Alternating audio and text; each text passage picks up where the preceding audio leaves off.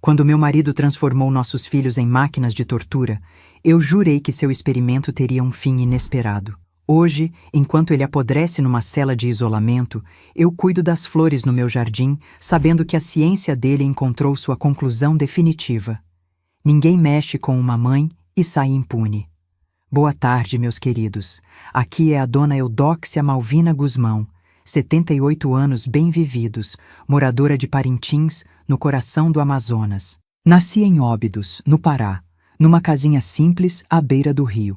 Mas foi aqui, em Parintins, que encontrei meu cantinho de paz depois de toda a tempestade.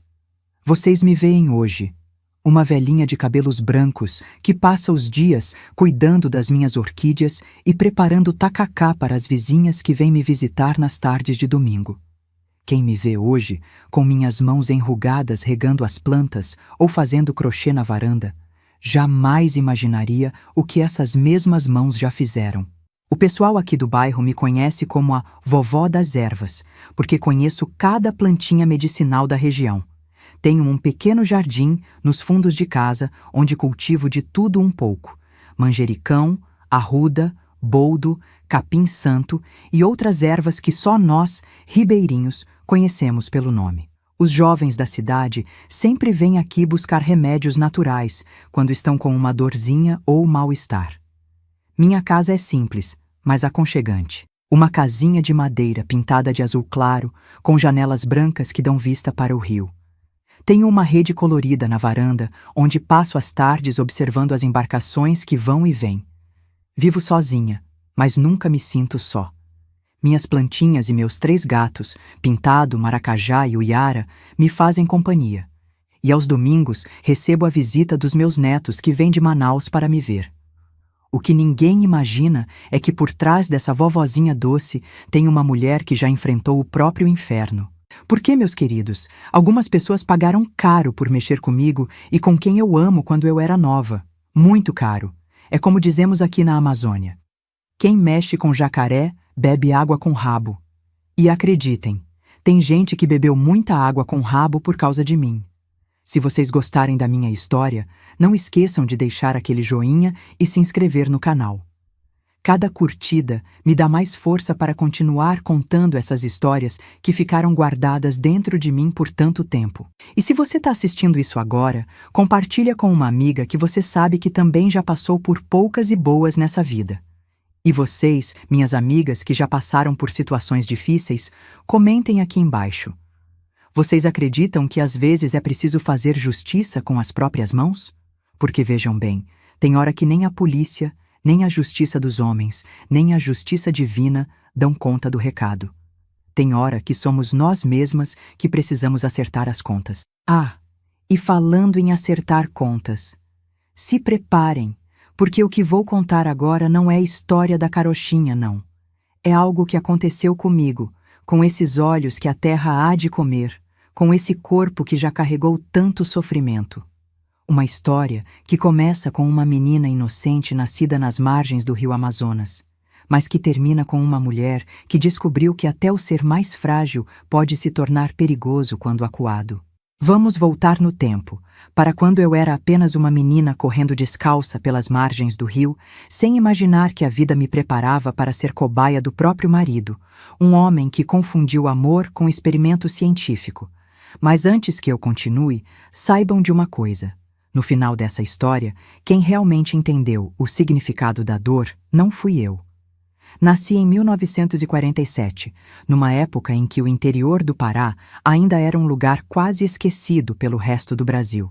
Meus pais, seu Gumercindo e dona Iracema, eram caboclos simples que tiravam o sustento do rio e da floresta. Papai era pescador, saía antes do sol raiar em sua canoa de cedro e só voltava quando o céu já estava cheio de estrelas. Mamãe cuidava da casa e vendia os remédios naturais que ela mesma preparava. Foi com ela que aprendi tudo sobre as ervas curativas da nossa região. Nossa casa ficava no fim de uma pequena vila em Óbidos. Era uma palafita de madeira, erguida sobre estacas para escapar das enchentes do rio Amazonas. No período da cheia, o rio avançava tanto que podíamos pescar da janela da cozinha. Na vazante, formava-se um quintal de lama onde brincávamos de esconde-esconde. Éramos 5 irmãos. Eu, a mais velha, depois vinham Juraci, Isidoro, Sebastiana e o caçulinha Durval. As manhãs começavam com o canto do galo carijó, que mamãe criava no giral ao lado da cozinha. Eu acordava e ia buscar água no rio em uma lata, enquanto mamãe preparava um mingau de banana verde que comíamos com peixe seco. Depois, ajudava a cuidar dos meus irmãos menores, enquanto mamãe pilava as ervas no pilão de madeira que papai tinha entalhado. Ah, como éramos felizes na nossa simplicidade! Nas tardes quentes, nadávamos no rio, brincando de pegar piabas com as mãos. Às vezes, íamos até a floresta próxima catar açaí e tucumã. Juraci, meu irmão mais velho depois de mim, era o mais aventureiro. Ele subia nas árvores mais altas e balançava nos cipós, gritando que era o Tarzan da Amazônia. Eu tentava imitá-lo, mas nunca fui tão corajosa. Aos domingos, íamos para a igrejinha de São Sebastião, no centro da vila. Depois da missa, as famílias se reuniam na praça para o tucupi com quinhapira, um almoço comunitário onde cada um levava um pouco do que tinha. As mulheres trocavam receitas e remédios, enquanto os homens conversavam sobre a pesca e contavam suas histórias de boto e cobra grande. Foi numa dessas festas de domingo que vi pela primeira vez aquele que mudaria minha vida para sempre. Euclides Mendonça, um forasteiro que tinha chegado recentemente à vila. Ele não era como os outros homens dali. Usava óculos redondos, falava difícil e carregava sempre um caderno debaixo do braço. Diziam que era um cientista importante que tinha vindo estudar as plantas da região. Eu tinha apenas 12 anos quando ele apareceu em nossa vila. Lembro como se fosse hoje. Eu estava ajudando a servir o tucupi quando nossos olhares se cruzaram pela primeira vez. Ele sorriu para mim de um jeito que me deixou ao mesmo tempo fascinada e assustada. Havia algo em seus olhos. Algo frio, calculista, como se estivesse me avaliando, medindo o meu valor. Que menina forte e saudável, ele comentou com meu pai, como se eu fosse uma planta ou um animal sendo estudado. Ela tem um bom porte físico para a idade. Deve ter uma genética excepcional. Papai, simples como era, ficou todo orgulhoso com o elogio do doutor da cidade grande. Mal sabia ele que aquelas palavras não eram um elogio, mas o início de uma avaliação, como um cientista observando um espécime interessante para seus experimentos. A partir daquele dia, Euclides começou a frequentar nossa casa. Trazia presentes pequenos, um sabonete perfumado para mamãe, anzóis novos para papai, doces para nós, crianças. Ele dizia que estava interessado nas ervas medicinais que mamãe preparava e passava horas conversando com ela, anotando tudo em seu caderno. Mas eu percebia que seus olhos sempre me seguiam.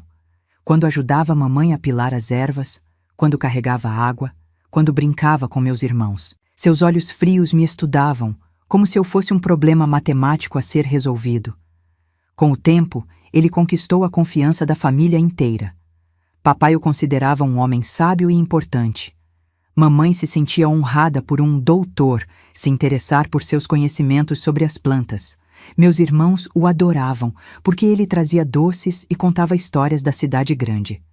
Só eu sentia aquele frio na barriga quando ele estava por perto. Só eu percebia algo errado no jeito como ele olhava para todos nós, como se fôssemos peças de um jogo que só ele conhecia as regras.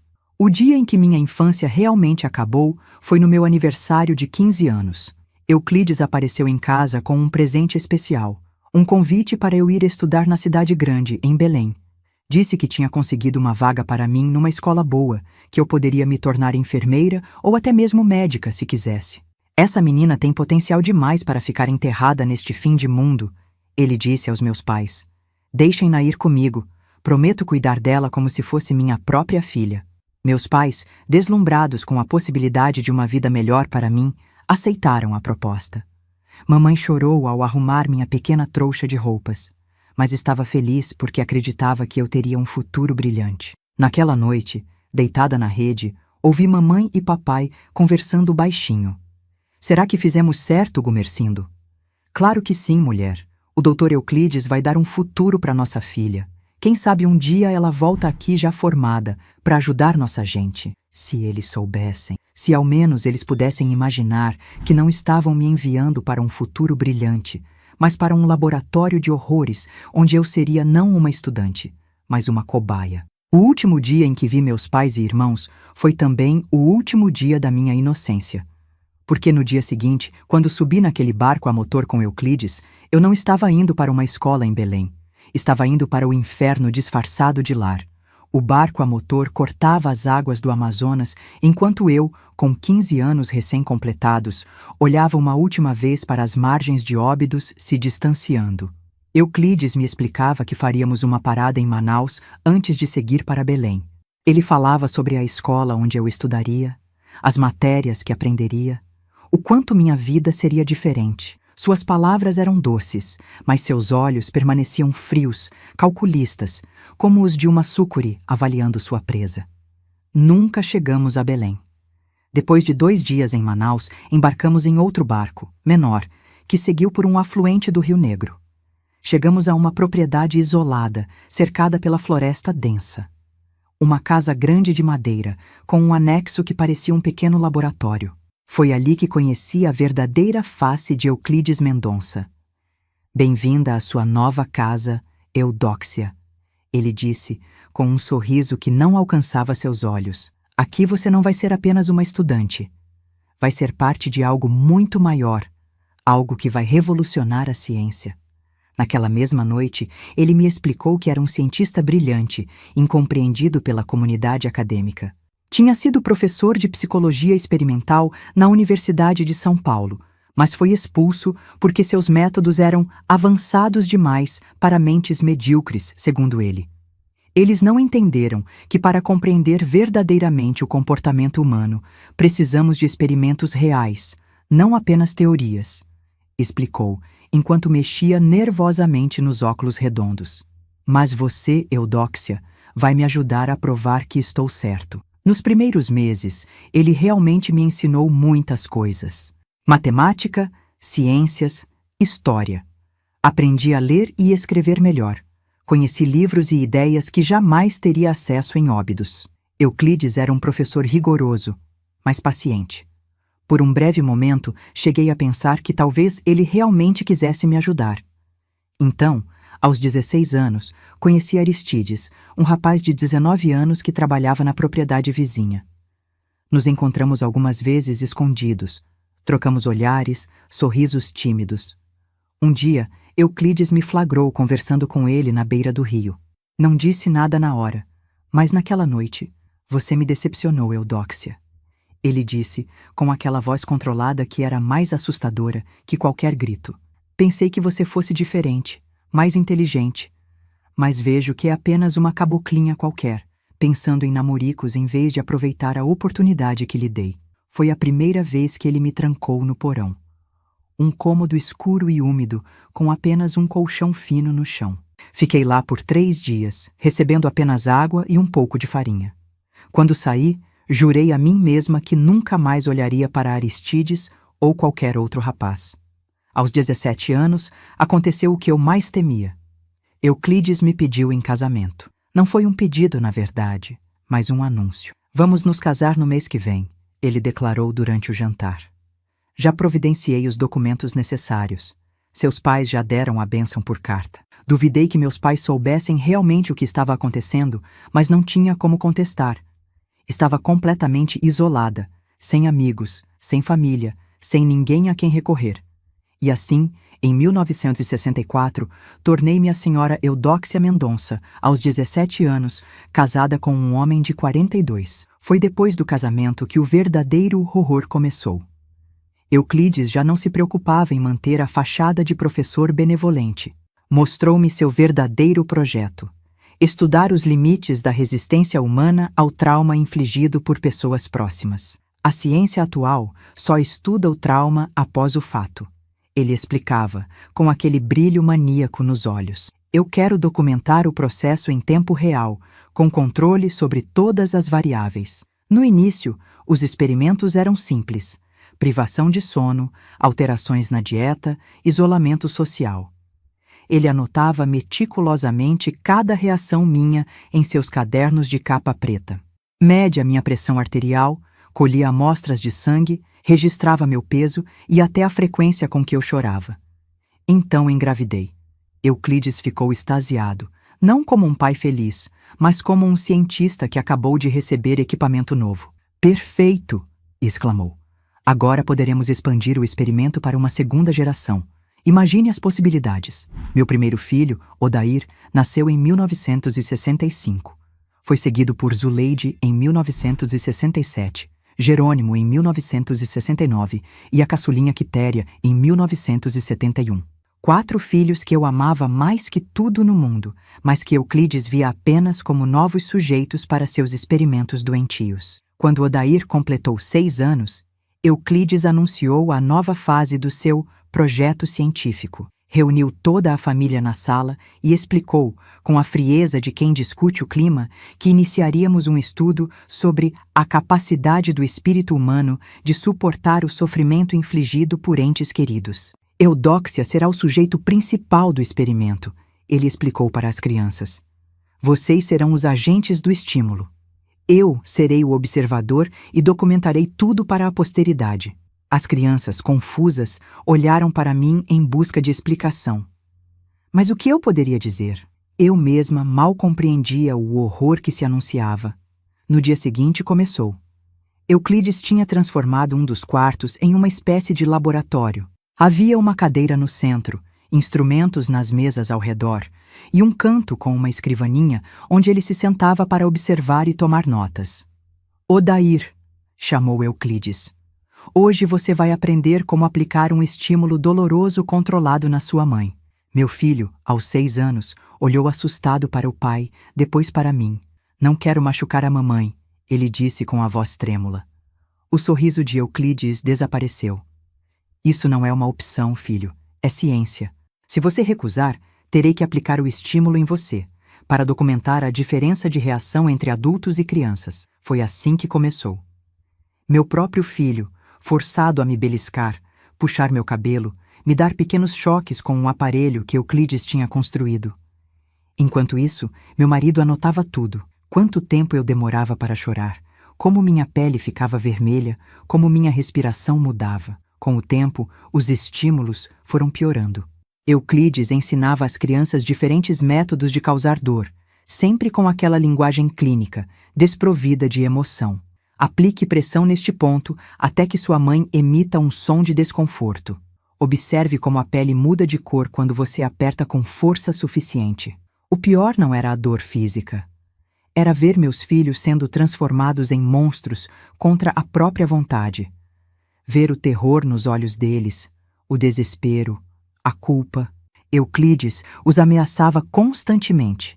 Se recusassem a participar, seriam punidos. Se não seguissem as instruções corretamente, ficariam sem comida. Se demonstrassem muita empatia por mim, seriam isolados no porão. É pelo bem da ciência, ele repetia. Vocês são privilegiados por participarem de um estudo tão importante. Um dia, quando eu publicar meus resultados, o mundo entenderá o valor do que fizemos aqui. As sessões aconteciam 3 vezes por semana, sempre no mesmo horário. Euclides era metódico, obsessivo com a precisão científica. Às vezes, fazia os 4 filhos participarem juntos. Outras vezes, escolhia apenas um para comparar as diferentes abordagens. Jerônimo, meu terceiro filho, era o que mais resistia. Aos 5 anos, ele já tentava boicotar os experimentos, fingindo estar doente ou errando de propósito as instruções do pai. Euclides percebia e o punia severamente, muitas vezes forçando-o a ficar sem comer por dias. Zuleide, minha filha mais velha, desenvolveu uma estratégia diferente. Tornou-se fria, distante, como se desligasse sua humanidade durante as sessões. Ela executava as ordens do pai com precisão robótica, sem demonstrar emoção. À noite, eu a ouvia chorar escondida em seu quarto. Quitéria, sendo a mais nova, era a mais facilmente manipulada. Euclides a convenceu de que aquilo era normal, que todas as famílias faziam coisas semelhantes. Ela acreditava estar me ajudando de alguma forma incompreensível. Odair, meu primogênito, era o mais complexo. Alternava entre períodos de revolta e momentos de submissão total. Em algumas sessões, chorava mais do que eu. Em outras, parecia quase encontrar algum prazer perverso no poder que o pai lhe concedia sobre mim. Os anos passaram assim. Um ciclo interminável de horror clínico, documentado em dezenas de cadernos pretos que Euclides mantinha trancados em seu escritório. Tentei fugir 2 vezes, mas ele sempre me encontrava. Na segunda tentativa, como punição, ele aumentou a intensidade dos estímulos e passou a incluir privações mais severas. Dias sem água, sem poder falar, sem poder me mover. Fascinante como o corpo humano se adapta, ele comentava, observando minha deterioração física e mental. Sua resiliência é notável, Eudóxia. Você é o melhor sujeito de estudo que eu poderia ter encontrado. Eu já não era mais uma pessoa aos olhos dele. Era um conjunto de reações, estatísticas, gráficos em seus cadernos. E meus filhos, meus pobres filhos, estavam se tornando versões menores dele, cientistas frios diante do sofrimento alheio. Até que, numa noite de 1977, quando eu já tinha 30 anos e vivia naquele inferno há 15, percebi algo diferente no olhar de Odair. Então, com 12 anos. Um lampejo de consciência, de humanidade reconquistada. Foi nesse momento que entendi. Se eu queria sobreviver, se queria salvar pelo menos um dos meus filhos, precisaria fazer algo muito mais drástico do que apenas tentar fugir. Naquela noite, deitada na cama depois de mais uma sessão de experimento, fiz uma promessa a mim mesma. Euclides Mendonça pagaria por cada segundo de dor que causou a mim e aos meus filhos. E eu usaria toda a paciência que aprendi em anos de sofrimento para planejar minha vingança com a mesma precisão científica que ele tanto valorizava. A raiva não nasceu em mim de repente. Ela cresceu lentamente, como uma dessas plantas da Amazônia que parecem inofensivas na superfície, mas cujas raízes vão se espalhando silenciosamente até dominarem tudo ao redor. Cada sessão de experimento, cada anotação fria no caderno de Euclides, cada lágrima dos meus filhos adicionava mais combustível a esse fogo que queimava dentro de mim. Nos primeiros anos, minha raiva era caótica, explosiva. Eu gritava, implorava, ameaçava. Tentei atacar Euclides uma vez, durante o sono. Ele acordou, imobilizou-me com facilidade e no dia seguinte criou um novo experimento para medir a agressividade do sujeito quando provocado. Foi a pior sessão de todas. Ele fez Jerônimo, então com apenas 6 anos, segurar meus braços enquanto Odair aplicava choques de intensidade crescente até que eu desmaiasse. Fascinante, Euclides murmurou quando recobrei a consciência. A raiva extrema alterou completamente seus padrões de resistência à dor. Foi nesse momento que entendi. Minha raiva descontrolada era apenas mais um dado para seus experimentos. Ele se alimentava dela, a estudava, a documentava. Se eu quisesse sobreviver, se quisesse salvar meus filhos, precisaria transformar essa raiva em algo diferente. Algo frio, calculado, paciente. Algo que ele não pudesse detectar e estudar. A partir daquele dia, comecei a mudar. Externamente, tornei-me mais submissa, mais resignada. Parei de resistir abertamente aos experimentos. Euclides notou a mudança e ficou inicialmente desapontado. Chegou a aumentar a intensidade dos estímulos para provocar reações mais intensas, mas eventualmente aceitou que tinha alcançado um novo estágio do experimento. A quebra completa da vontade do sujeito. Mal sabia ele que, por dentro, minha vontade estava mais forte do que nunca. Enquanto ele pensava que tinha me quebrado, eu estava apenas canalizando minha raiva para um propósito mais elevado. Cada dor, cada humilhação era armazenada cuidadosamente em minha memória. Não para alimentar um ódio cego, mas para fortalecer minha determinação. À noite, quando todos dormiam, eu praticava técnicas de respiração que tinha aprendido com minha mãe. Concentrava-me em esvaziar a mente, em separar a consciência da dor física. Isso me permitia suportar os experimentos cada vez mais severos e, ao mesmo tempo, observar tudo com clareza, as rotinas de Euclides, seus pontos fracos, os padrões de comportamento dos meus filhos. Percebi que Odair, meu primogênito, estava na idade crítica. Com 12 anos, ele já tinha participado dos experimentos por tanto tempo que corria o risco de normalizar completamente aquela situação doentia. Mas também notei que, diferente de Zuleide, que se tornara emocionalmente desconectada, ou Quitéria, que acreditava ingenuamente nas justificativas do pai, Odair ainda tinha momentos de dúvida, de conflito interno. Pequenas hesitações antes de seguir as ordens do pai, olhares furtivos de culpa depois das sessões.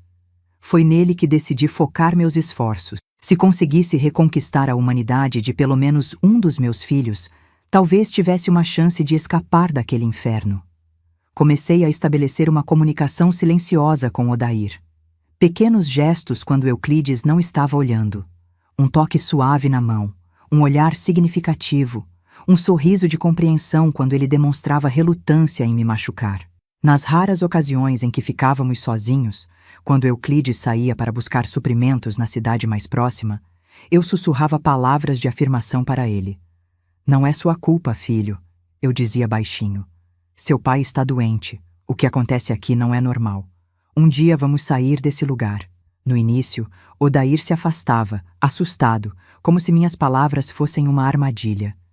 Euclides tinha nos condicionado a desconfiar uns dos outros, a ver qualquer demonstração de afeto como uma fraqueza. Mas com o tempo, minha persistência começou a romper a barreira que meu filho tinha erguido ao redor de seu coração. Enquanto trabalhava na recuperação emocional de Odair, nunca deixei de procurar uma oportunidade de fuga.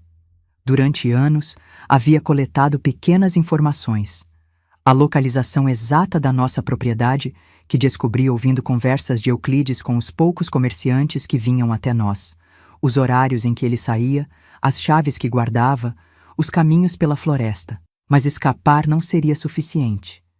Eu sabia que Euclides nos encontraria, como já tinha feito antes, e mesmo que conseguíssemos desaparecer, que garantia eu tinha de que ele não faria o mesmo com outras pessoas? Não, fugir não era o objetivo final. Era apenas o primeiro passo de um plano maior.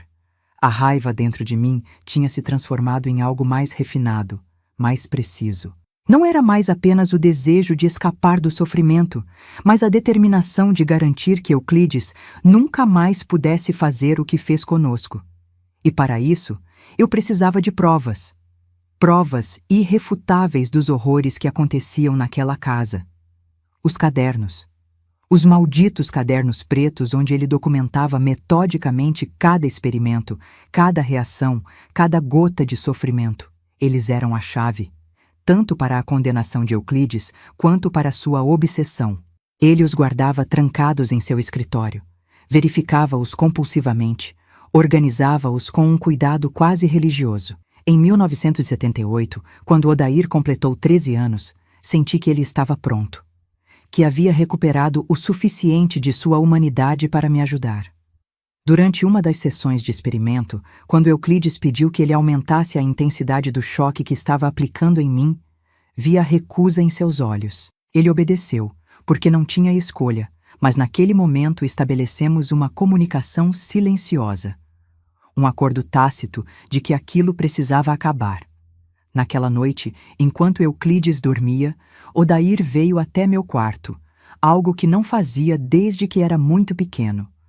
Mãe, ele sussurrou, com os olhos marejados. O que estamos fazendo é errado, não é? Foi como se uma represa se rompesse dentro de mim. Anos de emoções contidas ameaçaram transbordar, mas consegui manter a compostura. Aquele não era o momento para desmoronar. Era o momento de agir. Sim, filho, respondi, segurando suas mãos. É muito errado. Seu pai, ele não está bem. O que ele chama de ciência é, na verdade, uma doença. E precisamos parar isso. Nas semanas seguintes, comecei a preparar Odair. Expliquei-lhe sobre o mundo além daquela propriedade isolada.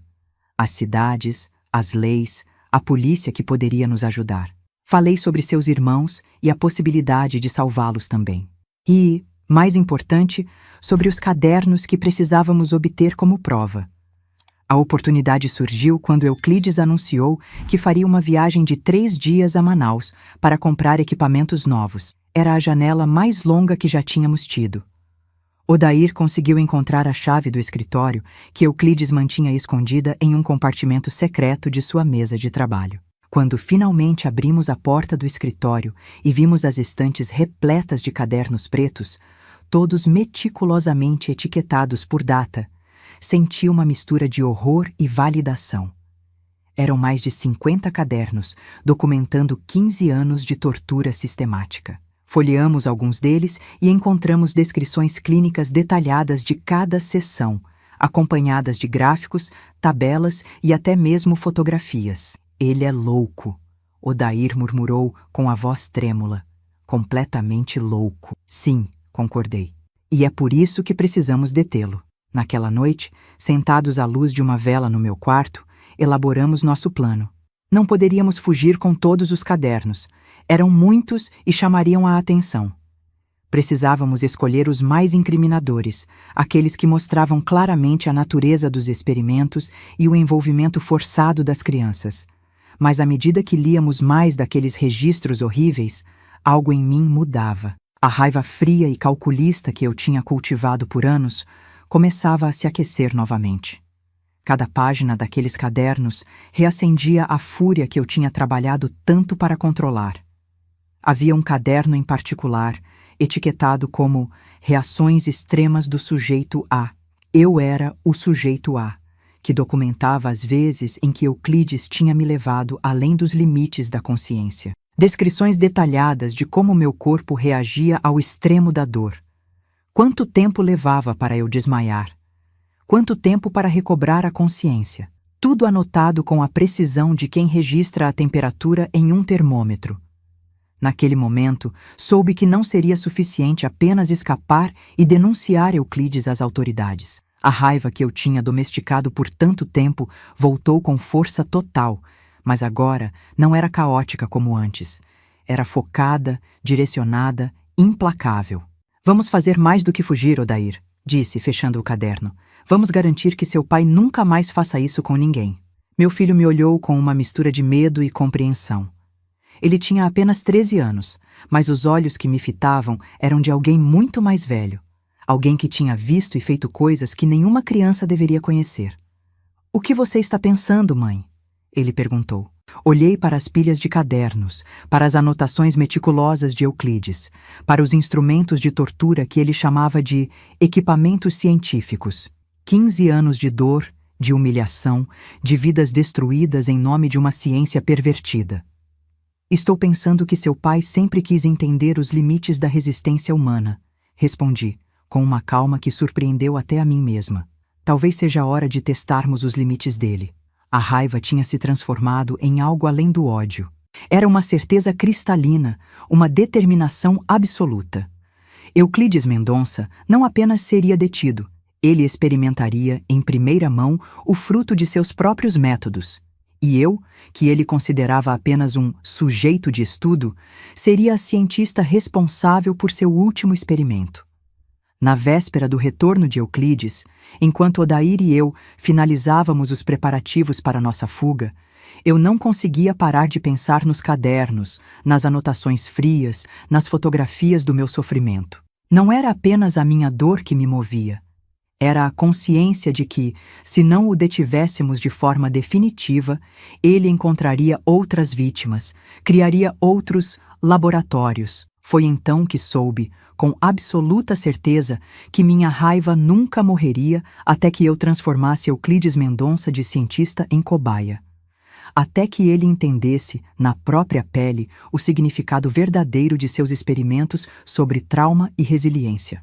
Em 1978, aos 31 anos, comecei a planejar meticulosamente o que seria não apenas nossa fuga, mas a destruição completa de Euclides Mendonça. Os 15 anos que passei como sua cobaia me ensinaram lições valiosas: paciência, observação detalhada e, principalmente, como pensar como ele. Enquanto lia seus cadernos de experimentos, percebi que poderia usar seu próprio método científico contra ele. Euclides era obsessivo com controle de variáveis.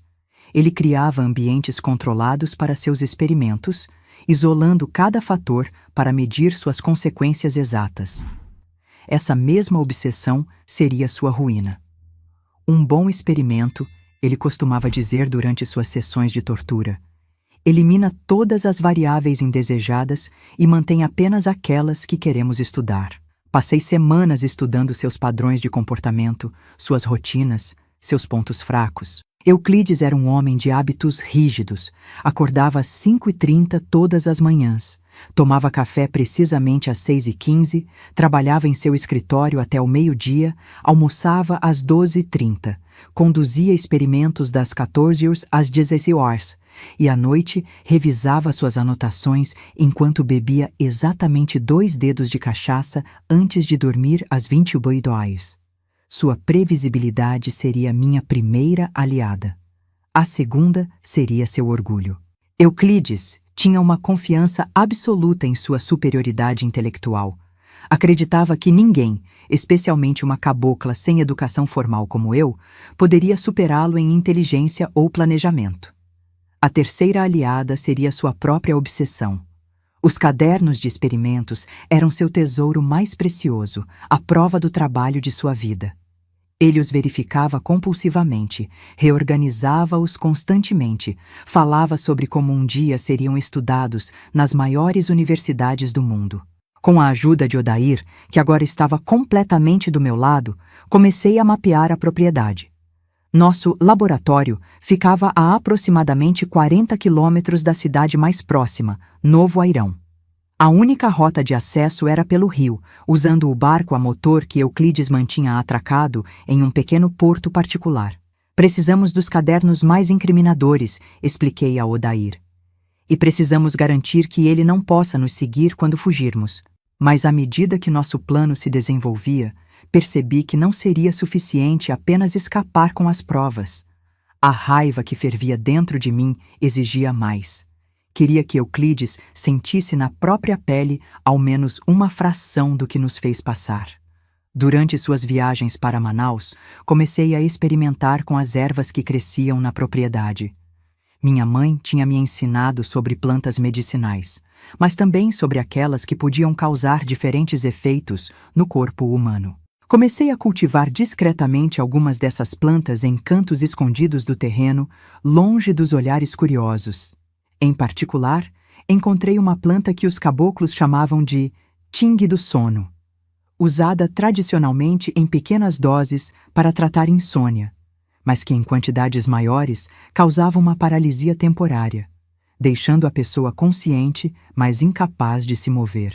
Era perfeita para o que eu planejava. Odair notou minhas experiências com as plantas e ficou preocupado.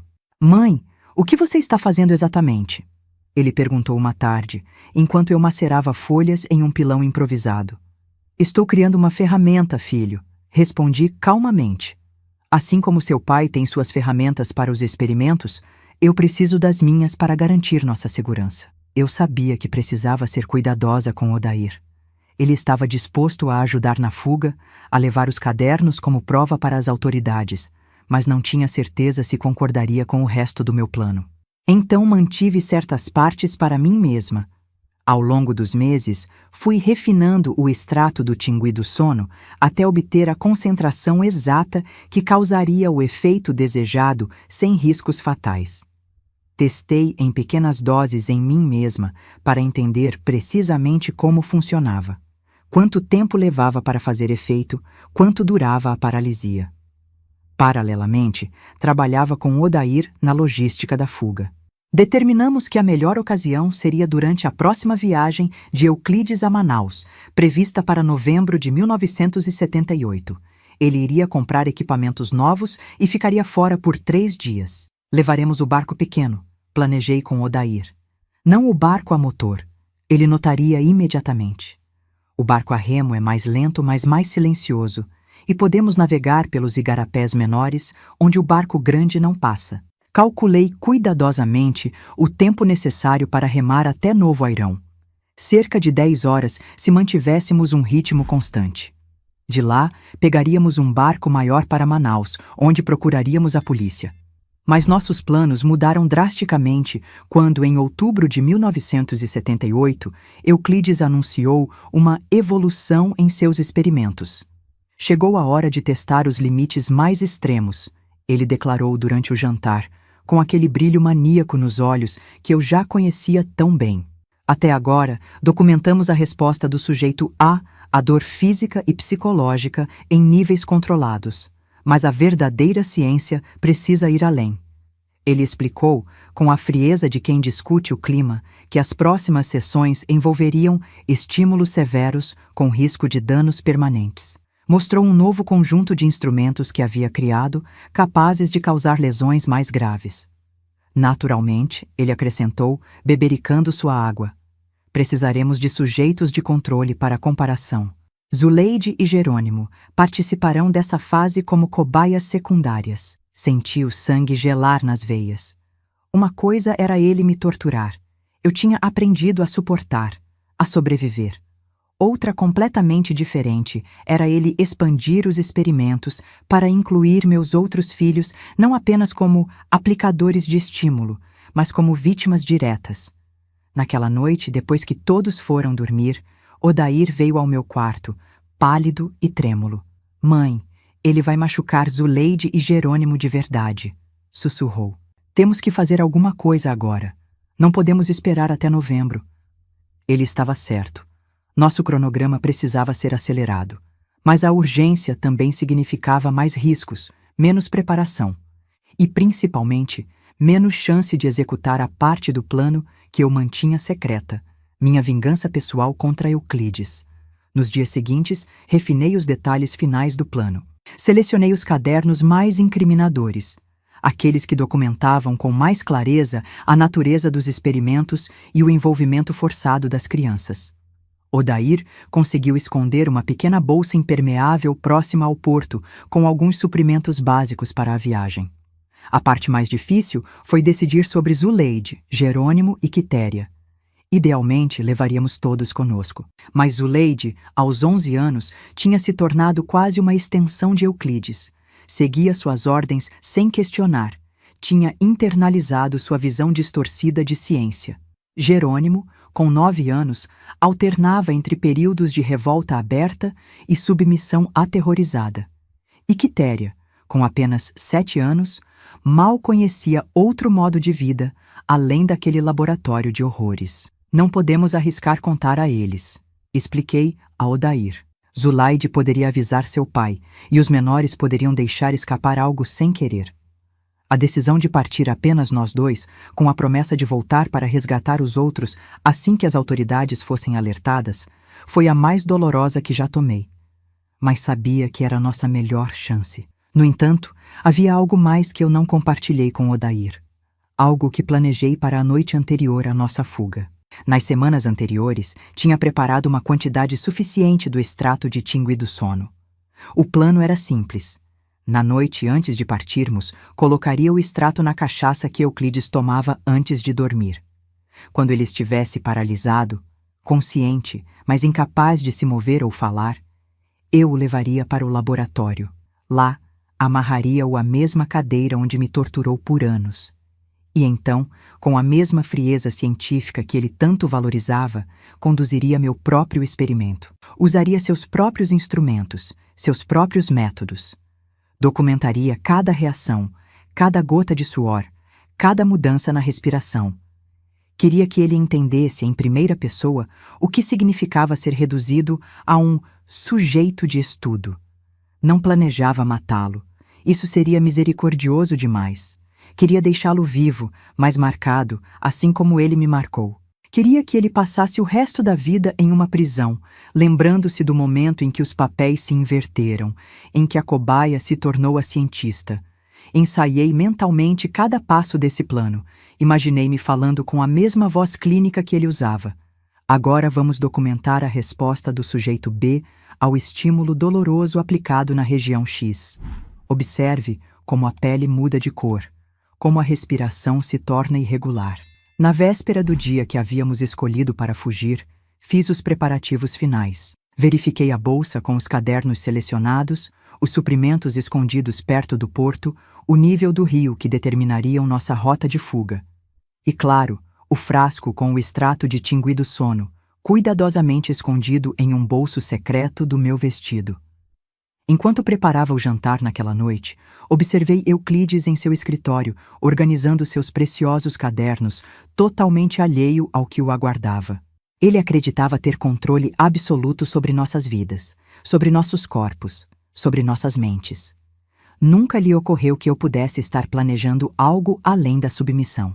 Coloquei os últimos utensílios na mesa, chamei as crianças para o jantar e, mentalmente, revisitei cada detalhe do meu plano. Em poucas horas, os papéis se inverteriam. Em poucas horas, Euclides Mendonça descobriria o verdadeiro significado de sua própria ciência.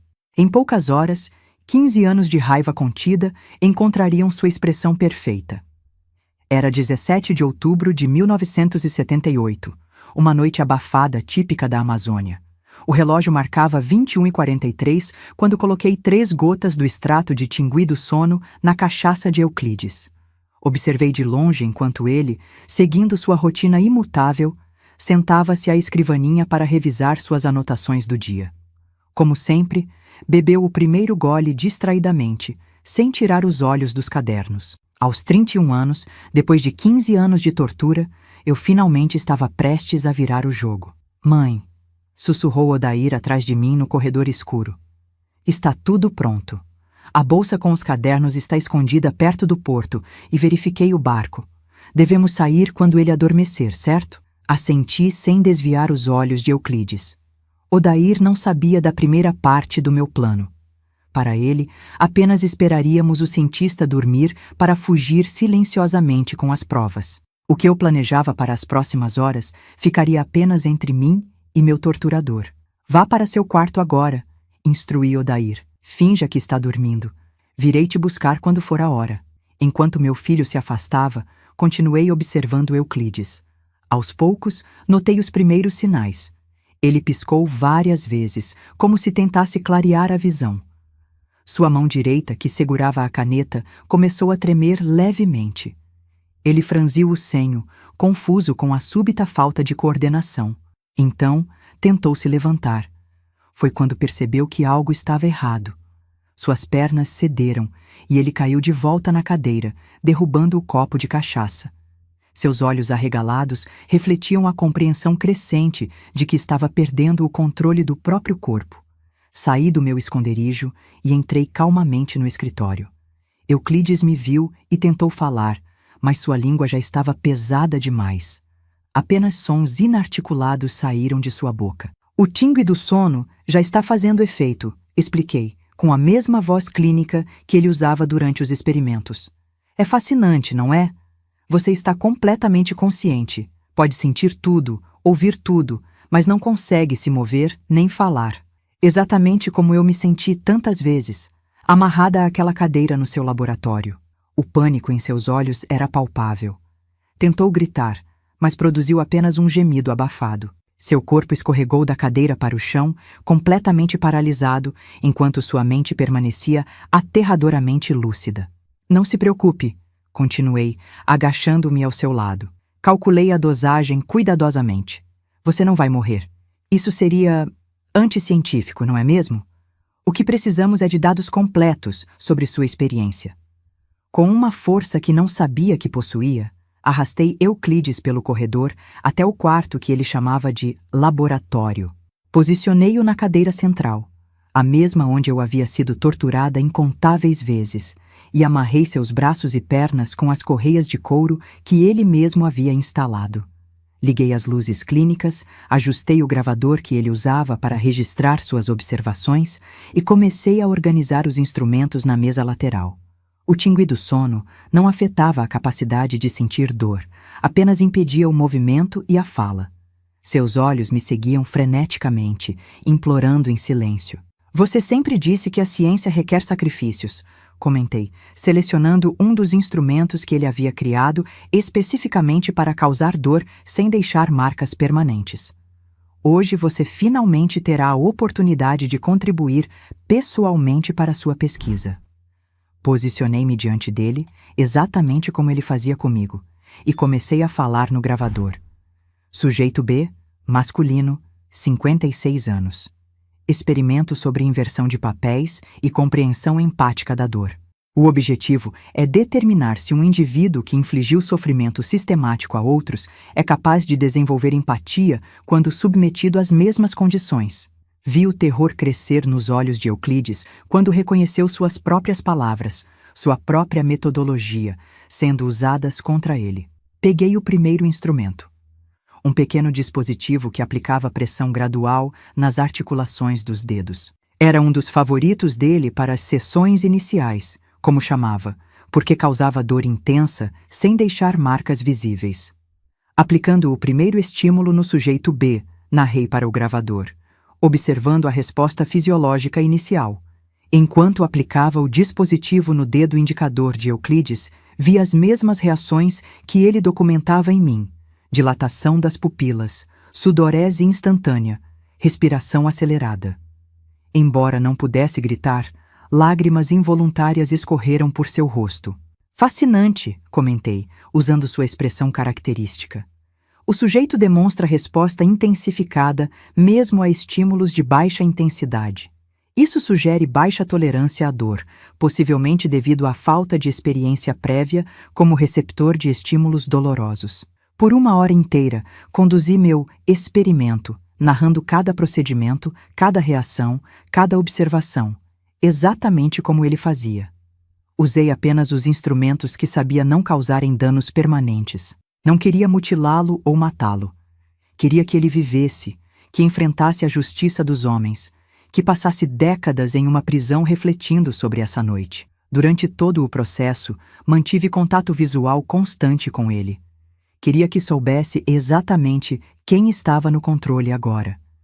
Queria que visse em meus olhos não apenas raiva, mas uma determinação fria e calculista, a mesma que ele demonstrava durante seus experimentos. Quando terminei, desliguei o gravador e me inclinei perto do seu ouvido. 15 anos, sussurrei. 15 anos você me torturou. 15 anos você forçou meus filhos a participarem dos seus experimentos. 15 anos você documentou nosso sofrimento como se fôssemos ratos de laboratório.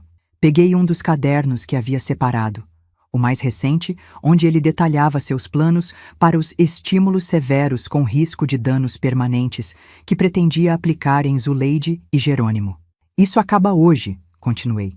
Não apenas para mim e para Odair, que estamos partindo, mas para todos. Seus preciosos cadernos, sua grande contribuição para a ciência, serão entregues às autoridades. E este gravador, com o registro do seu primeiro e último experimento como cobaia, será a cereja do bolo. Guardei o gravador na bolsa onde já havia colocado os cadernos selecionados.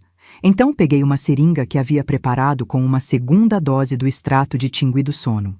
Isso vai mantê-lo paralisado por mais 12 horas, expliquei, injetando o líquido em seu braço. Tempo suficiente para estarmos bem longe daqui quando você recuperar os movimentos. Os olhos de Euclides imploravam, não sei se por misericórdia ou por uma explicação mais completa. Decidi dar-lhe o que ele sempre me negou: a verdade sem filtros. Você acreditava estar criando uma obra-prima científica, mas tudo o que fez foi documentar meticulosamente seus próprios crimes, falei, guardando a seringa vazia. Cada anotação, cada registro, cada fotografia que você fez pensando em provar suas teorias será usada para condená-lo. A ironia é quase científica, não acha? Levantei-me e arrumei os instrumentos exatamente como ele fazia após cada sessão. Limpei-os cuidadosamente, coloquei-os em ordem por tamanho na bandeja metálica. Euclides me observava, imóvel, exceto pelos olhos que seguiam cada movimento meu. Ah, quase esqueci, disse, pegando sua caderneta de anotações e uma caneta.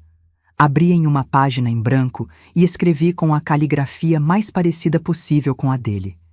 Experimento final, quando o pesquisador se torna o pesquisado.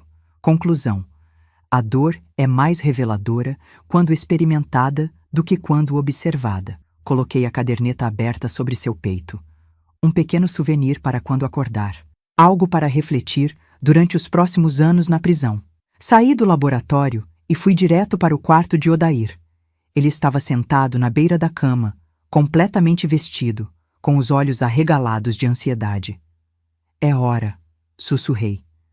Pegue apenas o essencial. Temos um longo caminho pela frente. E papai? Perguntou, a voz trêmula. Ele bebeu mais do que o costume hoje. Menti. Está em um sono profundo.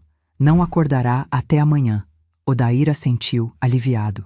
Ele era apenas uma criança de 13 anos que, apesar de tudo o que havia passado, ainda não conseguia conceber a ideia de abandonar completamente o pai. Eu o pouparia desse fardo. O que aconteceu naquele laboratório ficaria entre mim e Euclides. Antes de sairmos, parei na porta dos quartos dos outros filhos. Zuleide dormia encolhida, como se mesmo em sonhos estivesse se protegendo. Jerônimo estava esparramado na cama, roncando suavemente. E Quitéria, minha caçulinha, abraçava o pequeno boneco de pano que eu havia feito para ela. Voltaremos por vocês, prometi em silêncio. Mais cedo do que imaginam. Odair e eu saímos silenciosamente da casa. A noite estava clara, com milhões de estrelas brilhando sobre a floresta amazônica. Recuperamos a bolsa com os cadernos e o gravador que eu havia escondido perto do porto e embarcamos no pequeno barco a remo. Reme o mais silenciosamente possível até estarmos longe o suficiente, instruí Odair. Quando amanhecer, estaremos próximos a Novo Airão. Enquanto deslizávamos pelas águas escuras, olhei uma última vez para trás. A casa-laboratório estava silenciosa, com apenas uma luz acesa. A do escritório onde Euclides havia começado sua noite, sem imaginar como ela terminaria. Senti uma estranha mistura de emoções. Alívio por finalmente estar escapando, dor por deixar 3 filhos para trás e uma satisfação sombria por ter finalmente invertido os papéis com o meu torturador. As horas seguintes foram de silêncio concentrado, ambos remando com toda a força que tínhamos, seguindo o curso do rio que eu havia estudado tantas vezes em minha mente. O céu começou a clarear quando avistamos as primeiras casas de Novo Airão. Conseguimos, mãe, sussurrou Odair, com lágrimas nos olhos. Sim, filho, respondi, mas isso é apenas o começo. Atracamos em um pequeno cais e seguimos diretamente para a delegacia local. O delegado, um homem de meia idade chamado Assis Cavalcante, nos recebeu com desconfiança inicial que logo se transformou em horror à medida que começamos a contar nossa história. Senhora, essas são acusações muito sérias, ele disse, folheando um dos cadernos que havíamos trazido. Seu rosto empalidecia a cada página. Isso é a documentação completa dos experimentos que meu marido conduziu em mim e forçou meus filhos a participarem, completei. E há mais, muito mais. Coloquei o gravador sobre a mesa e apertei o botão de reprodução. A voz de Euclides encheu a sala, detalhando friamente um dos experimentos mais cruéis. O delegado desligou o aparelho após alguns minutos, visivelmente perturbado. E seus outros filhos ainda estão lá com ele? Sim, respondi. Por isso precisamos agir rapidamente. Nas horas seguintes, a pequena delegacia de Novo Airão transformou-se no centro de uma operação policial. Reforços foram chamados de Manaus, declarações foram tomadas e uma equipe foi organizada para resgatar meus outros filhos e prender Euclides. Odair e eu fomos levados a um pequeno hospital local para exames. O médico, um jovem recém-formado, não conseguiu esconder o choque ao ver as cicatrizes em meu corpo, marcas físicas dos anos de experimentos. Nunca vi nada assim, ele murmurou, documentando cada marca para o relatório policial. Ao anoitecer, recebemos a notícia. A polícia havia chegado à propriedade, encontrado Euclides ainda amarrado à cadeira do laboratório e resgatado os 3 filhos. Todos estavam a caminho de Novo Airão. Quando finalmente os vi entrando na delegacia, não consegui conter as lágrimas. Zuleide, Jerônimo e Quitéria pareciam confusos, assustados, mas ilesos. Correram para meus braços, mesmo Zuleide, que nos últimos anos havia se tornado tão distante e fria. Ele disse que vocês tinham nos abandonado, soluçou Zuleide. Que vocês não queriam mais fazer parte da família. Nunca, respondi, abraçando-os com força. Saímos para buscar ajuda, para acabar com aquele pesadelo de uma vez por todas. Por sobre as cabeças dos meus filhos, vi quando 2 policiais trouxeram Euclides algemado. Ele parecia menor, de alguma forma, sem seu jaleco branco e sua postura autoritária. Nossos olhares se cruzaram e vi algo que nunca havia visto antes em seus olhos: medo. Medo genuíno de mim, da mulher que ele pensava ter quebrado completamente, mas que acabou sendo sua ruína. Aquele homem, começou o delegado Cavalcante, aproximando-se de nós. Não é um homem, interrompi.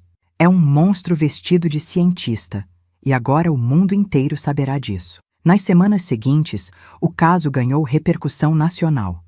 Jornalistas de todo o Brasil vieram até Manaus, onde estávamos hospedados sob proteção policial, para ouvir a história do Laboratório dos Horrores da Amazônia, como foi chamado pela imprensa. Os cadernos de Euclides foram examinados por especialistas que confirmaram a autenticidade dos registros. As gravações, tanto as feitas por ele durante anos, quanto a que eu fiz na noite da fuga, foram anexadas ao processo. Os laudos médicos documentando as marcas em meu corpo e o trauma psicológico em todos nós completaram o quebra-cabeça macabro. Euclides foi indiciado por tortura, cárcere privado, maus tratos, abuso psicológico e uma lista de outros crimes. Negou tudo inicialmente, alegando que se tratava de pesquisa científica legítima com o consentimento dos participantes. Mas os cadernos, escritos com sua própria letra, contavam uma história diferente. O julgamento aconteceu em Manaus, 6 meses após nossa fuga. Eu estava lá, sentada na primeira fila, quando a sentença foi lida. 30 anos de prisão, sem possibilidade de liberdade condicional. Não sorri, não comemorei. Apenas observei quando ele foi levado para fora do tribunal, agora oficialmente reconhecido como o monstro que sempre foi. Naquela noite, hospedada com meus filhos em uma pequena pousada em Manaus, olhei pela janela para o Rio Negro e senti, pela primeira vez em 15 anos, que podia respirar livremente. A justiça havia sido feita, não apenas pela lei dos homens, mas também pelas minhas próprias mãos, naquela noite no laboratório quando inverti os papéis com meu torturador. Euclides Mendonça, o homem que acreditava poder reduzir seres humanos a meros dados em seus cadernos, agora era apenas um número no sistema prisional. E eu, a cobaia que ele pensou ter quebrado completamente, era a responsável por sua queda. Depois do julgamento, em 1979, começamos uma vida totalmente nova. Com o dinheiro da venda da propriedade de Euclides, que foi para nós após o divórcio, e uma pequena indenização do Estado, mudamos para Parintins, no Amazonas. Escolhi essa cidade porque era longe o suficiente de nossas memórias dolorosas, mas ainda dentro da região amazônica que, apesar de tudo, era nosso lar. Compramos uma casa simples de madeira pintada de azul, com vista para o rio. Nos primeiros meses, dormíamos todos no mesmo quarto, os 5 amontoados em colchões no chão, incapazes de suportar a separação, mesmo que fosse apenas por uma parede. O medo de que Euclides de alguma forma escapasse e nos encontrasse perseguia nossos sonhos. Mas aos poucos, com a certeza de que ele estava seguramente trancado em uma prisão de segurança máxima em Manaus, começamos a relaxar. As crianças foram matriculadas na escola local. Pela primeira vez na vida para os mais novos, eu encontrei trabalho como auxiliar na farmácia da cidade, onde meu conhecimento sobre ervas medicinais era valorizado. A transformação mais surpreendente foi em meu sono. Durante 15 anos, sob o domínio de Euclides, eu mal conseguia fechar os olhos sem ser assaltada por pesadelos. Acordava gritando, suando frio, revivendo as sessões de experimento. Mas após aquela noite de outubro de 1978, quando finalmente fiz justiça com minhas próprias mãos, os pesadelos diminuíram gradualmente até desaparecerem por completo. Você está dormindo melhor, mãe, observou Odair, cerca de 1 ano após nossa mudança. Ele próprio ainda tinha pesadelos ocasionais, mas estava melhorando. Sim, filho, respondi, porque agora sei que ele está experimentando o mesmo medo que nos fez sentir. A justiça traz paz. Nossa nova vida em Parintins era simples, mas digna. Plantei um pequeno jardim nos fundos da casa, onde cultivava as ervas medicinais que havia aprendido com minha mãe. As pessoas da cidade começaram a me procurar para pequenos problemas de saúde, uma infusão para dor de estômago, um chá para insônia, um cataplasma para machucados. A Senhora das Ervas, me chamavam, com respeito. Ninguém ali sabia de nosso passado. Para eles, éramos apenas uma família de fora que buscava recomeçar. E isso era exatamente o que precisávamos. Anonimato, normalidade, um espaço para curar nossas feridas sem o peso da notoriedade que o caso havia trazido. Os anos passaram. As crianças cresceram. Odair, que havia sido meu cúmplice na fuga, formou-se professor e passou a lecionar na escola local. Zuleide, que por tanto tempo foi a mais afetada pela manipulação do pai, encontrou paz trabalhando como enfermeira. Jerônimo se tornou pescador, passando longos dias no rio. Talvez a água o ajudasse a lavar as memórias. E Quitéria, minha caçulinha, seguiu meus passos, aprendendo sobre as plantas medicinais e, eventualmente, abrindo sua própria loja de produtos naturais. Em 1985, recebi uma carta do advogado que havia cuidado do nosso caso. Euclides havia morrido na prisão, não de forma violenta, mas de uma doença degenerativa que o paralisou gradualmente. Fiquei imaginando se, em seus últimos dias, imóvel em uma cama de enfermaria, ele se lembrava daquela noite em que experimentou a mesma impotência que havia imposto a mim por tantos anos. Não senti alegria com a notícia de sua morte, mas também não senti pesar. Apenas uma sensação de encerramento, como fechar a última página de um livro sombrio. Não contei imediatamente aos filhos. Cada um deles lidava com a memória do pai à sua maneira, e não queria reabrir feridas cicatrizadas. Foi Odair quem finalmente perguntou, cerca de 2 meses depois: "Mãe, você acha que um dia vamos receber notícias dele?" Estávamos sentados na varanda, observando o pôr do sol sobre o rio. Olhei para meu filho, agora um homem de 20 anos, e decidi que ele merecia saber a verdade. "Já recebemos, filho. Ele morreu há 2 meses. Odair ficou em silêncio por um longo tempo, os olhos fixos no horizonte. Então, finalmente falou: "Sabe, mãe, às vezes me pergunto o que realmente aconteceu naquela noite. Quando fugimos, senti meu coração acelerar. O que quer dizer? Você disse que ele estava bêbado, dormindo, mas quando a polícia o encontrou, ele estava amarrado na cadeira do laboratório. Como ele chegou lá? Nunca havíamos falado sobre isso. Na confusão dos eventos subsequentes, o resgate dos outros filhos, o julgamento, a mudança para Parintins, essa pergunta nunca havia sido feita diretamente.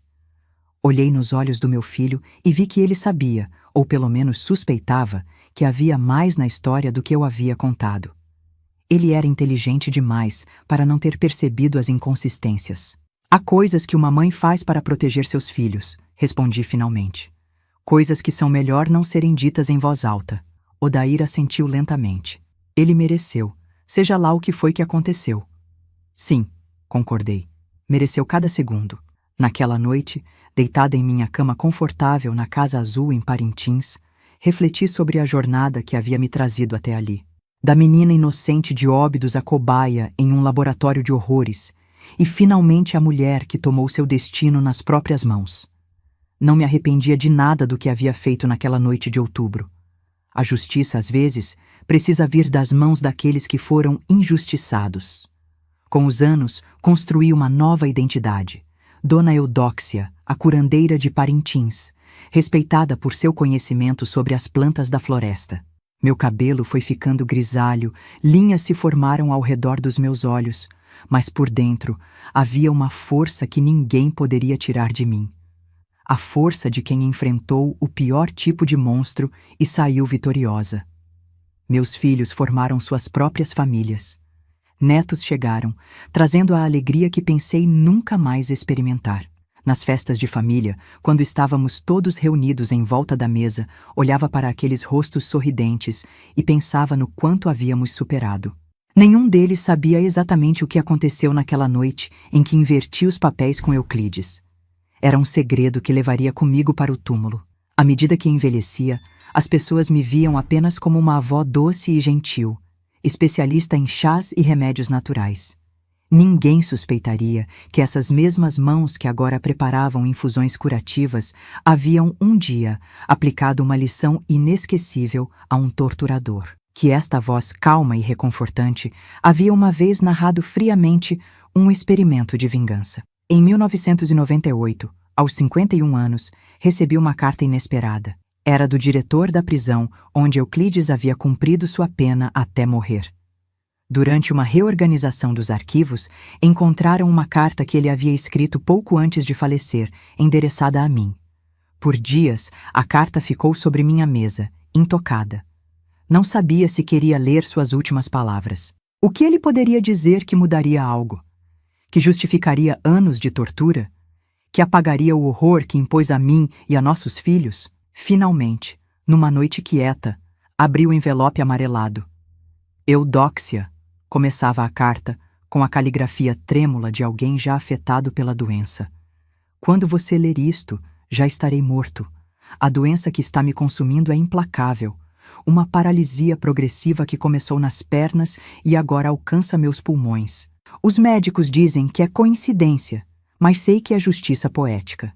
A carta continuava, não com pedidos de perdão ou justificativas, mas com uma confissão surpreendente. Aquela noite no laboratório foi meu primeiro momento de clareza verdadeira. Pela primeira vez, entendi o que havia feito a você, às crianças, a nós. Senti o que você sentiu. Vi nos seus olhos o que você deve ter visto nos meus por tantos anos. Foi iluminador. Ele prosseguia, descrevendo como os anos na prisão e a doença que o consumia lentamente haviam lhe dado tempo para refletir. Como ele finalmente compreendera a monstruosidade de suas ações. Não peço seu perdão. Seria um insulto final, após tudo o que fiz. Só quero que saiba que você conseguiu o que queria naquela noite. Não apenas me puniu, mas me fez entender. E esse entendimento tem sido minha verdadeira prisão desde então. A carta terminava com uma linha que fez meu coração parar por um instante. Seu último experimento foi o único que produziu resultados científicos válidos. A dor realmente é mais reveladora quando experimentada do que quando observada. Ele havia lido o que escrevi em sua caderneta naquela noite e, aparentemente, havia compreendido a lição. Queimei a carta naquela mesma noite. Não havia razão para guardar suas palavras, para dar a ele qualquer espaço em minha vida atual. Mas, de alguma forma, saber que ele havia entendido que meu ato de vingança havia penetrado sua mente distorcida e trazido clareza, trouxe uma satisfação final que eu não esperava sentir. Nos anos que se seguiram, continuei minha vida pacífica em Parintins. A senhora das ervas tornou-se a vovó das ervas à medida que os cabelos brancos dominavam completamente minha cabeça. Meus netos cresceram ouvindo histórias sobre plantas amazônicas e lendas indígenas, nunca sobre laboratórios de horror ou experimentos cruéis. Esse passado estava enterrado tão profundamente quanto Euclides. A paz que encontrei não veio do perdão.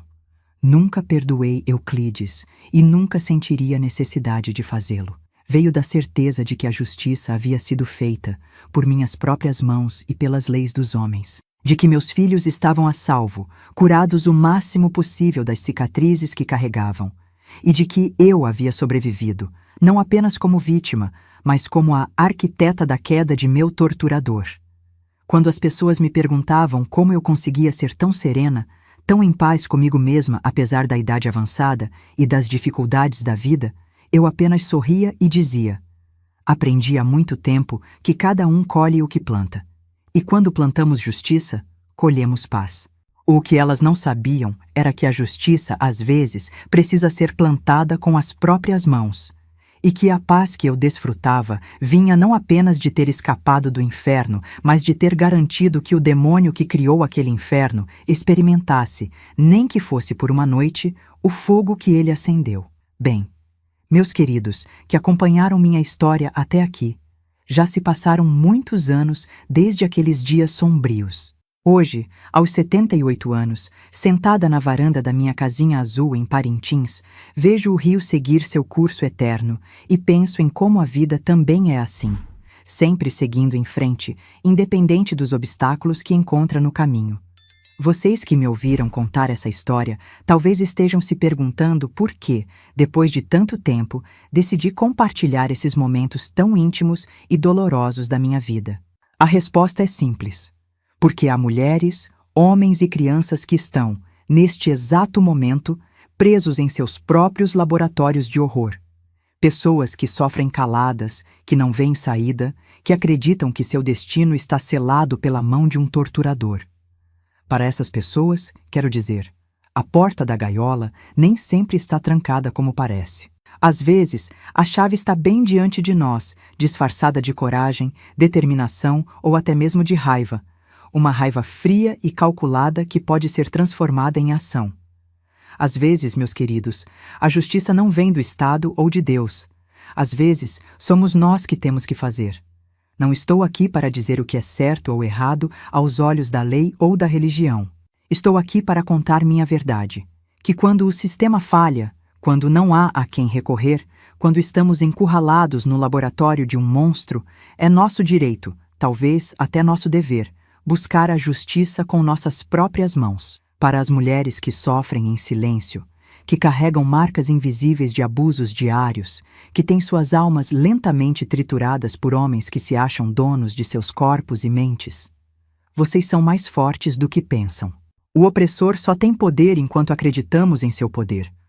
No momento em que decidimos que não vamos mais aceitar, que não vamos mais tremer, que não vamos mais nos curvar, nesse momento começamos a desmontar o laboratório que nos aprisiona. Nunca me arrependi do que fiz naquela noite de outubro de 1978. Nunca tive uma única noite de insônia pensando se havia feito a coisa certa. Porque eu sabia, no fundo do meu coração, que algumas pessoas precisam pagar pelo que fazem. Que alguns atos são tão monstruosos que exigem uma resposta à altura. Que alguns predadores só entendem quando experimentam o mesmo medo que impõem aos outros. Euclides Mendonça morreu sabendo exatamente o que havia feito. Morreu com a compreensão clara de que a cobaia que ele pensou ter quebrado foi a arquiteta de sua ruína. Morreu paralisado por uma doença que imitava o efeito do tingue do sono que usei nele, incapaz de se mover, mas plenamente consciente. A justiça tem muitas formas, meus queridos, e às vezes ela vem disfarçada de coincidência. Hoje, olho para meus filhos, netos e até bisnetos e vejo que valeu a pena. Valeu cada gota de suor, cada lágrima, cada momento de medo durante a fuga, cada noite planejando a vingança. Porque eles estão vivos, livres e, na medida do possível, curados. Porque quebrei o ciclo de abuso que poderia ter continuado por gerações. Se você conhece alguém que machucou uma criança, uma mulher, uma pessoa inocente, lembre-se da minha história. Lembre-se que nem sempre a justiça vem de um tribunal, de uma delegacia, de um juiz de toga. Às vezes, a justiça vem das mãos calejadas de uma mulher que decidiu que já bastava, que decidiu transformar 15 anos de dor em uma única noite de inversão de papéis, que decidiu que seu torturador precisava entender, na própria pele, o significado verdadeiro de seus experimentos. Compartilhe este vídeo para que mais pessoas saibam que a justiça pode vir de formas inesperadas. E se você chegou até aqui, escreva nos comentários: a justiça foi feita. Isso me mostra quem realmente entendeu minha mensagem. Não me envergonho de dizer que fiz justiça com minhas próprias mãos. Não me envergonho de admitir que vi o terror nos olhos de Euclides naquela noite e senti satisfação. Não me envergonho de confessar que, quando soube de sua morte, por paralisia progressiva, pensei: o tingue do sono da vida o alcançou finalmente. Porque, meus queridos, o que ele nunca soube é que naquela noite, quando apliquei os mesmos instrumentos nele que ele usou em mim por anos, não estava apenas buscando vingança, estava encerrando um capítulo. Estava garantindo que, mesmo que ele escapasse da prisão um dia, nunca mais teria coragem de se aproximar de mim ou de meus filhos. O medo que plantei nele naquela noite, o medo de mim, da cobaia que se tornou cientista, foi tão profundo que ele carregou até o túmulo. E eu durmo como um anjo todas as noites desde então, porque sei que fiz o que tinha que ser feito, porque sei que meus filhos estão a salvo. Porque sei que Euclides Mendonça, onde quer que esteja, ainda se lembra da noite em que a cobaia virou o jogo. A justiça, meus queridos, às vezes tem o rosto de uma mulher comum, com mãos calejadas de tanto trabalhar, com olhos que viram o inferno e com a determinação de quem não tem mais nada a perder. A justiça, às vezes, somos nós mesmos. E se isso faz de mim uma criminosa aos olhos de alguns, que seja. Prefiro ser uma criminosa viva, com filhos saudáveis e uma consciência tranquila, do que uma vítima perfeita morta num laboratório de horrores na Amazônia. A vida me ensinou que a justiça que liberta raramente vem sem um preço. Eu paguei o meu. Euclides pagou o dele. E aqui estou, décadas depois, compartilhando minha história para que outras pessoas encontrem a coragem de quebrar suas próprias correntes, do jeito que for necessário. No fim das contas, cada um sabe a dor que carrega. Cada um sabe o limite do que pode suportar. E cada um precisa decidir por si mesmo quando chegou a hora de dizer: basta. Hoje a justiça será feita pelas minhas mãos. Obrigada por me ouvirem, meus queridos. Que minhas palavras encontrem aqueles que precisam delas. Se você quer se tornar parte da família deste canal das vovós, vire membro oficial deste canal. Assim você tem vários benefícios, como o principal conseguir conversar com as vovós aqui nos comentários dos vídeos. Se você estar interessado nisso, clique no link do primeiro comentário deste vídeo, deixarei lá para vocês poderem assinar e virar oficialmente da nossa família. E que a justiça, de uma forma ou de outra, alcance todos aqueles que causam sofrimento aos inocentes. Porque no final, como dizemos aqui no Amazonas, nem toda sucuri morre afogada. Algumas morrem enforcadas pelo próprio corpo quando tentam engolir uma presa maior do que conseguem digerir. Euclides tentou me engolir e se engasgou com a própria maldade.